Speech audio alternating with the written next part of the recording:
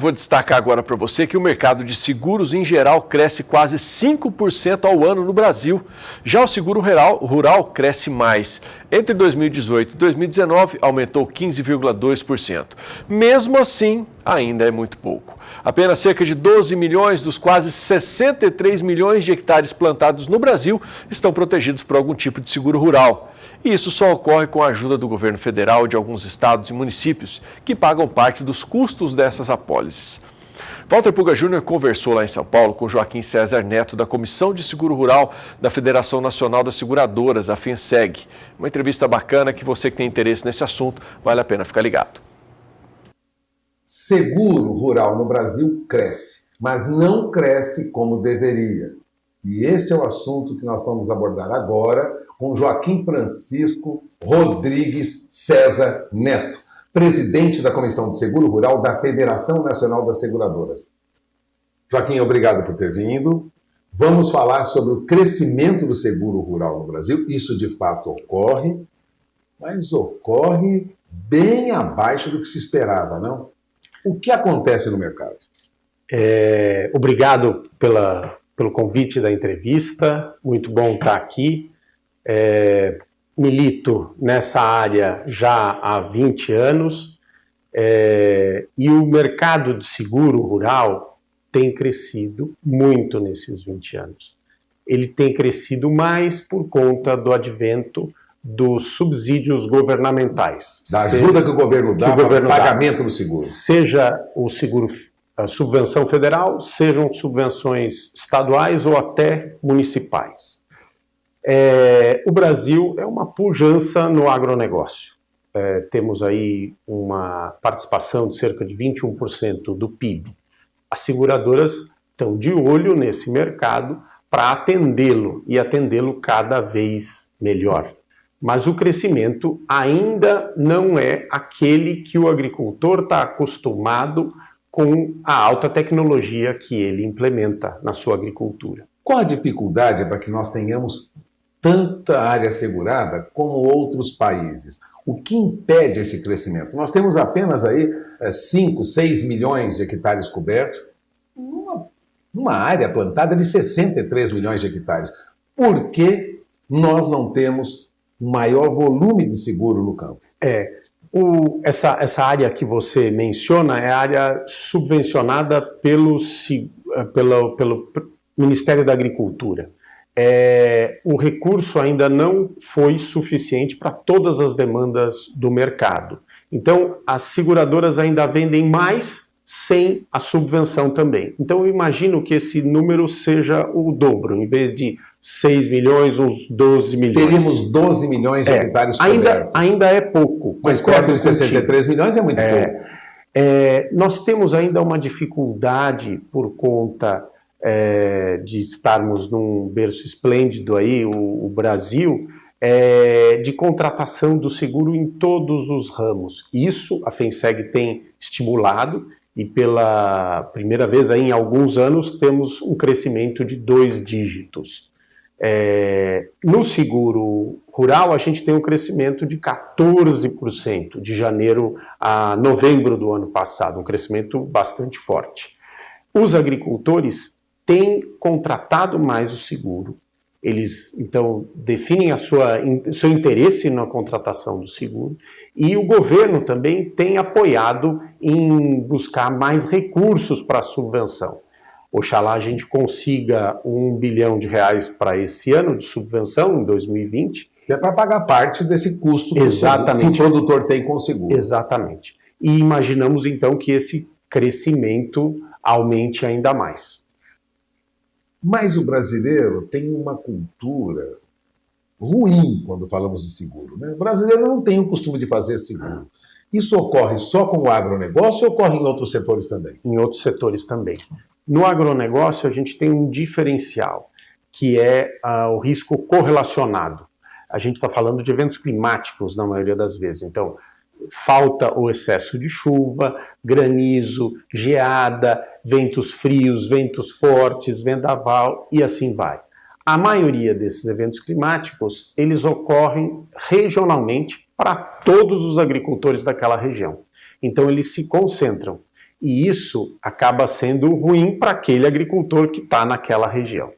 As seguradoras têm buscado dividir as suas contratações, então, em várias culturas. A gente, no Brasil, temos, então, para grãos, a safra de verão e a safra de inverno. Temos regiões onde os momentos de plantio são diferentes. Temos aí o zoneamento agrícola, que nos auxilia nessa condução técnica do plantio. E muitas vezes o agricultor, por sorte, tem uma boa colheita. Ótimo, isso é perfeito, é tudo isso que desejamos. Mas se porventura ele não tem uma boa colheita, ele tem um prejuízo, ele pode ficar devendo, então, para a instituição financeira, ele pode ficar devendo para a revenda, ele não tem condição, muitas vezes, de seguir para a próxima safra. Então, por isso a importância do seguro nessa equação. Para garantir a continuidade. Isso, a continuidade. Você não ganha dinheiro com seguro, você só protege o que Exato. você fez para continuar trabalhando. E a máxima é a seguinte: quanto mais agricultores contratarem, mais as seguradoras se tecnificam, buscam atender melhor em serviços e produtos dos seus clientes e até reduzindo as taxas.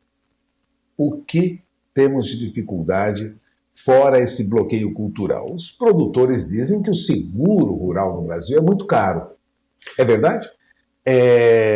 Para aqueles que começam no primeiro momento a contratar o seguro, ele não tinha na sua planilha de custos o item seguro. Então ele se sobressai com o valor que ele tem que destinar. Ou seja, o custo dele vai ficar mais alto porque incluiu o seguro. Exatamente.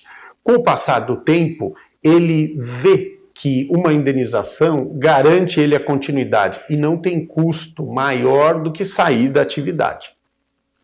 Ele, cada vez que investe mais em tecnologia, pode passar essas informações para a seguradora. E as seguradoras têm tido cuidado. Hoje somos 13 seguradoras atuando no mercado, cerca de 120 que atuam no Brasil, em seguros gerais, 13 estão atuando no seguro rural, especificamente no seguro agrícola, dizendo. E essas seguradoras buscam conhecer melhor os seus clientes. A base do IBGE é aquela definição de produtividade distribuída, né, divulgada. As seguradoras usam isso como base, mas existe a possibilidade do agricultor passar os números dele. Então, diretamente para as seguradoras, qual é a produtividade que ele teve nos últimos anos? Mostrando que ele tem um risco menor às vezes. Isso barateia. Barateia ou aumenta a possibilidade da seguradora, aumenta a possibilidade da seguradora garantir mais. Nos últimos anos a gente tem feito uma análise e verificamos que tanto as taxas têm reduzido como a garantia tem aumentado. Então, em vez de se garantir um número de sacas, garante-se 10, 20, 30% a mais do que se garantia no passado. O que, de certa maneira, barateia o seguro. Exatamente. Paga a mesma coisa, mas a garantia é maior. Exato. Quanto mais o agricultor investe em tecnologia, mais ele busca produtividade e produção. E a seguradora vê nisso uma redução de risco. Ou seja, para a seguradora é mais seguro aceitar o risco de quem mais conhece do negócio. Outra coisa que é importante ressaltar, e eu gostaria de deixar isso aqui: seguradora é uma empresa que precisa ter lucro. Portanto, ela opera imaginando que vai ocorrer um gasto com sinistro, mas vai sobrar no final. Sim. Caso contrário, ela não sobrevive. Sim, sim. Agora, é curioso que apenas 13 seguradoras no Brasil, provavelmente daqui a um tempo teremos no máximo 15, e são poucas seguradoras no Brasil atuando no agronegócio, que é muito grande, como você disse, mais de 20% do nosso PIB. Por que tão poucas seguradoras? É uma característica do negócio. No mundo todo, países com grande produção agrícola também têm poucas seguradoras atuando. Para você ter um produto de seguro agrícola, você tem que ter agrônomos. Para você ter um produto de seguro pecuário, você tem que ter veterinários. Você tem que saber quais são os riscos, valorar esses riscos, a possibilidade deles acontecerem. Profissionais que analisam clima, por exemplo. Exatamente. Então, as seguradoras têm que se tecnificar também, elas têm que se especializar. E isso é o que essas, atualmente, 13 seguradoras têm feito. Outras seguradoras são dedicadas a outras áreas. Exatamente. Seguro industrial, seguro de incêndio, de automóveis, de máquinas. Exato. No caso do agronegócio, é mais complexo. Muito mais complexo. A gente falava há pouco sobre a concentração do risco. Para a seguradora, se ela vender só num estado ou só numa região desse estado, ela concentrou o seu risco. Se não chover ali, não chove para nenhum agricultor e ela vai ter a perda de todos os seguros contratados. Todo. Ela concentrou o risco.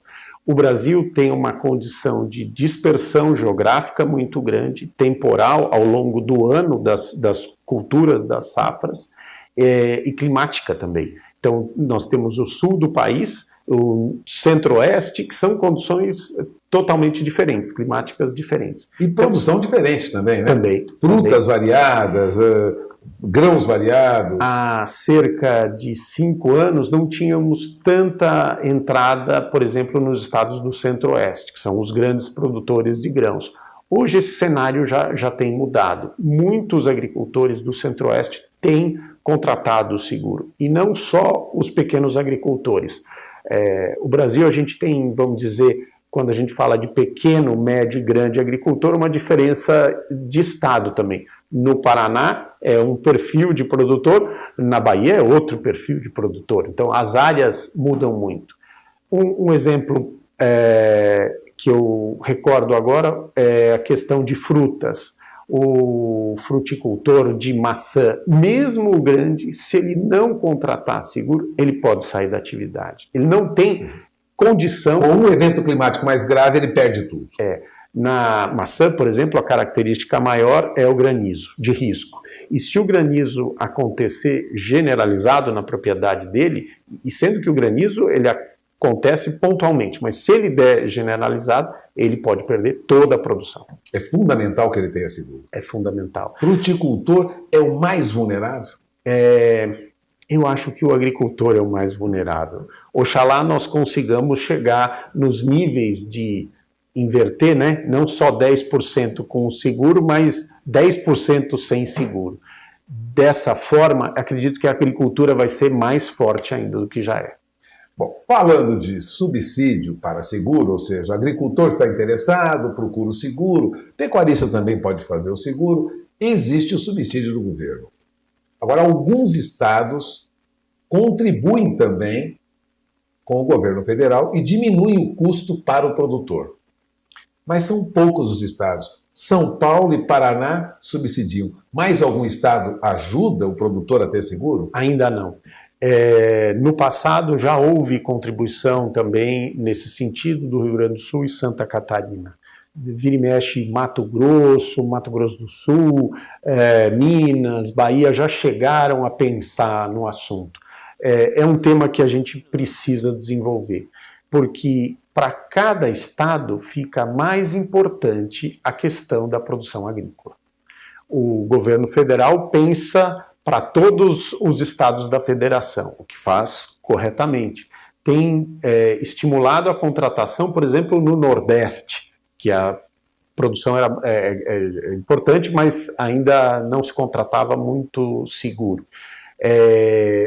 Alguns estados já se contrata mais, como é o caso dos estados do Sul, Paraná, Rio Grande do Sul.